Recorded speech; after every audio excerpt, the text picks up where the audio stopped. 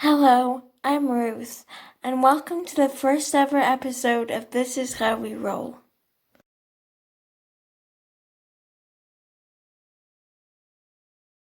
So this week's topic is Just Ask.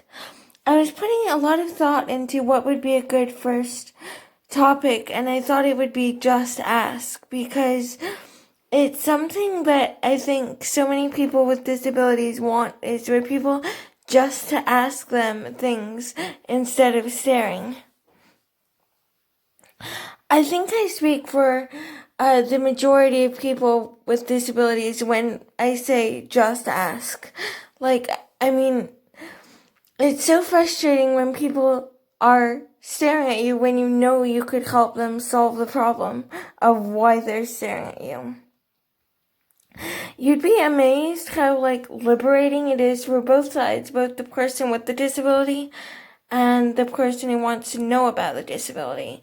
It's liberating for the person who wants to know about the disability because they get practice, asking questions that may seem uncomfortable at first, but it turns out to be fine. They also get some experience interacting with people with disabilities that they may not have had before, and they come away with more knowledge of that disability. And it's very, very helpful and a good learning tool for them. And it's liberating for the person with the disability because we're just like, yes, someone finally asked, this, that, or the other. And it's very liberating. It's like we're heard, we're seen, and it's a very good feeling. So I want to just go over some funny assumptions that have been made about my disability. So underneath my wheelchair, there is a large box, and it's pink because that's the color of my wheelchair, and it's a battery pack. That's all it is. I have really huge batteries for driving fast and quite long distances. But people have thought it's something to do with waste expulsion, like a catheter. I've had people think that it's something that feeds me, like a feeding tube. It's not. It's just a battery pack, and I'll try to get some pictures of wheelchairs in circle and talk about what I'm meaning.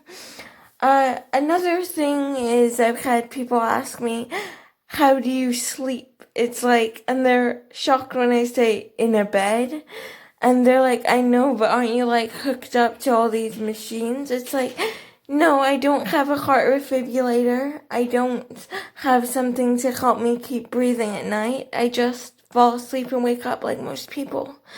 Now, I'm sure there's someone with a disability that has all those things, but I personally don't. I'm trying to think of some other funny ones. And they asked me, how do you go to the bathroom? I'm like, with the organs that are used for waste expulsion on the toilet. And they're like, oh, so you can come out of the wheelchair. And I'm like, yeah, that was a real conversation I had. It's like, yes, I can come out of the wheelchair. A lot of people think that there is some kind of life support built into my wheelchair. There isn't. I know that there are people with disabilities that have that, but you can kind of see it a little more. I feel like sometimes they might have a trachea thing to help them breathe or whatever, but I don't. I'm trying to think of some other ones that I found pretty funny. It's just I think we've gone over this, but can you eat? It's like, yes, I can eat, I chew, I swallow. And I understand why a lot of these things come about. No one sees me really eating at school because I have my little lunch pack and I just kind of eat that during classes. And people ask, how do you go to the bathroom? Because you never see me raise my hand and say, can I nip to the bathroom? It's kind of a planned excursion. And even in high school, I wouldn't take the bathroom class because there were people with me, so you knew I couldn't skip because there were assistants that obviously wouldn't let me do that. Secondly, it's kind of going to take a little while. And that's not because any strange and unusual way that I go to the bathroom. but it's because of, transfers from the wheelchair to the toilet, from the toilet to the wheelchair that take the time. So yeah, and I understand that can you come out of the wheelchair because, at school you don't really see me come out of the wheelchair or in public because, the wheelchair is kind of what I need to use to move. I wanted to go over something about Just Ask, though, that I feel is really important. Never expect someone to answer a question, and don't ever don't ever make that person feel bad for not answering a question. Also, do not think bad things about this person for not wanting to answer the question. Maybe for some reason that question is just triggering to them, or it makes them uncomfortable, or coming to terms with your disability is a very personal and convoluted journey that one must take. So that person may not feel comfortable with their condition, or they may not like it, or they may still be trying to hide it in some ways. I mean, I don't want you guys thinking I like CP, like I wake up in the morning and go, yay, I have CP. But it's like, I've come to understand it, I've come to accept it, and I've come to live a full and happy life even with it. And those people who are still feeling uncomfortable with their condition will get there, but no one can force them to get there. It's something that they must do by themselves. I haven't said it yet explicitly, but I have CP, and that stands for cerebral palsy. That's my neuromuscular condition, and there are a lot of others, but this show is mostly going to focus on cerebral palsy. And I want to say, I have no verbal filter, so there's literally nothing that makes me uncomfortable.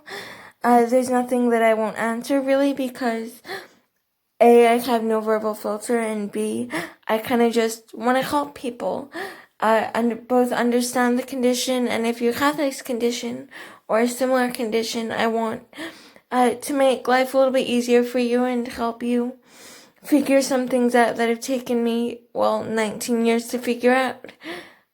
So yeah. But not everyone is this way. So, just because I don't have a verbal filter doesn't mean that everyone with a disability does not have a verbal filter. So you have to take that into consideration.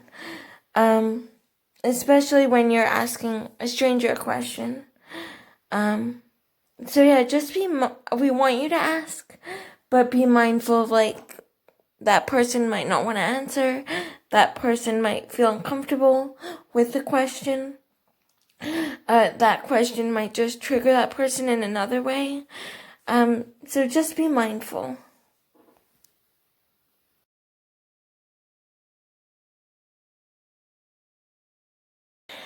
This week, I also wanted to address a topic that I feel is closely related to Just Ask, and that is address the person you're trying to address.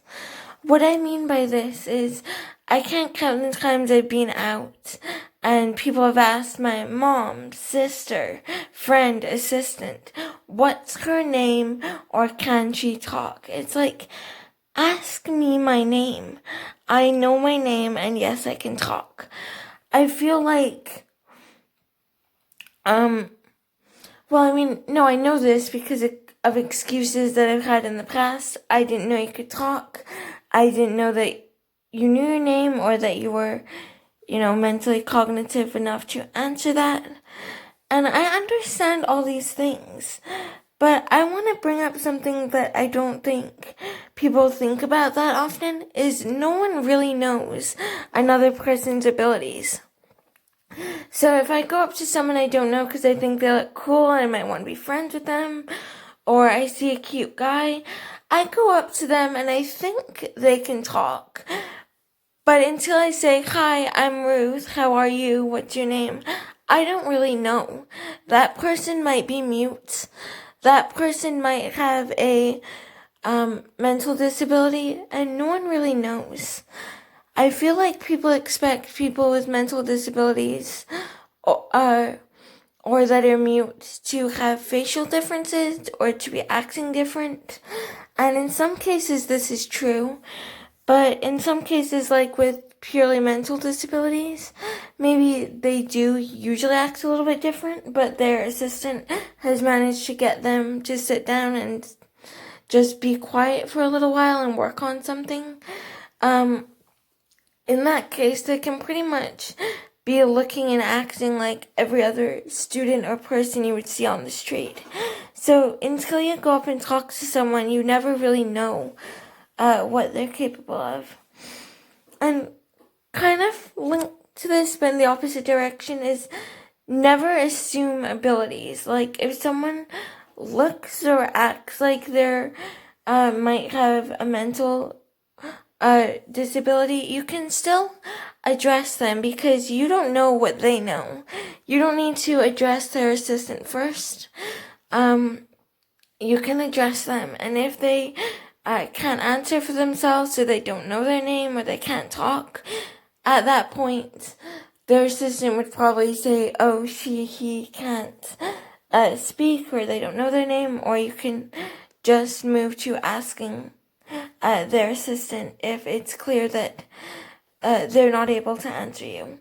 But always address the person you're trying to address first. And I want to say also, never assume abilities in the way that just because someone can't walk doesn't mean that they can't do other things cognitively, or it doesn't mean that they can't go out, or it doesn't mean that they can't have hobbies, like anything. And it doesn't even mean that they can't be involved in sports, because in the summer a lot of times I like to be involved in swimming. I'm never on a team because it is safe for me, it's not safe for me to swim without someone who knows quickly how to rescue me, because anything could kind of go wrong with my body at any time. But I like to be involved with swimming with my mom, and I like to be involved with, if I'm ever able to use it, like one of those Fisher-Price basketball hoops, I do like to try to shoot some hoops and stuff. And there are a couple other little things that I like to be involved in. I have a bike. Well, it's more of a trike, but they call it an adaptive bike, I believe. And I'll try to get you guys some pictures of that. So yeah, just keep an open mind and never assume anything.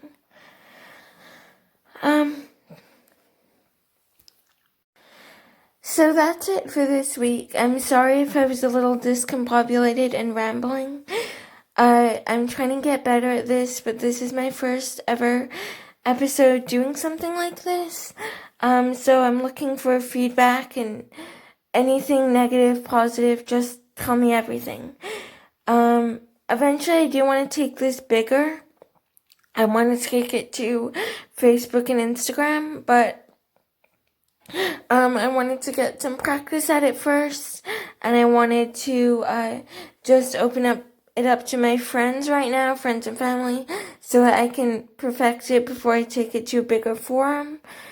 At the end of this video, I'm going to leave contact information, and I'm going to leave that, and I'm going to leave that at the end of all my episodes, because I want you to ask things that you want me to talk about.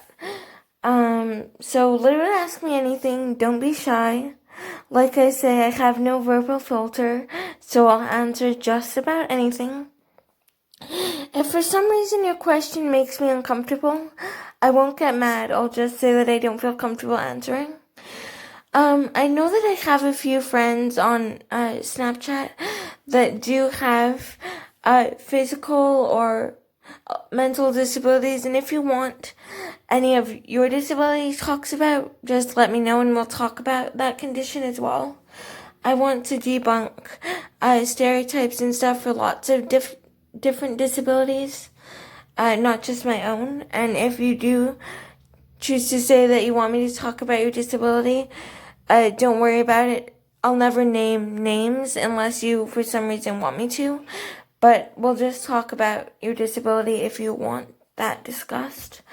But if you don't worry, I'm just thinking of different ways that I can help even more people. So that's it for this week. Until next time, remember we're all different, so just roll with it. Thank you for tuning in, you guys.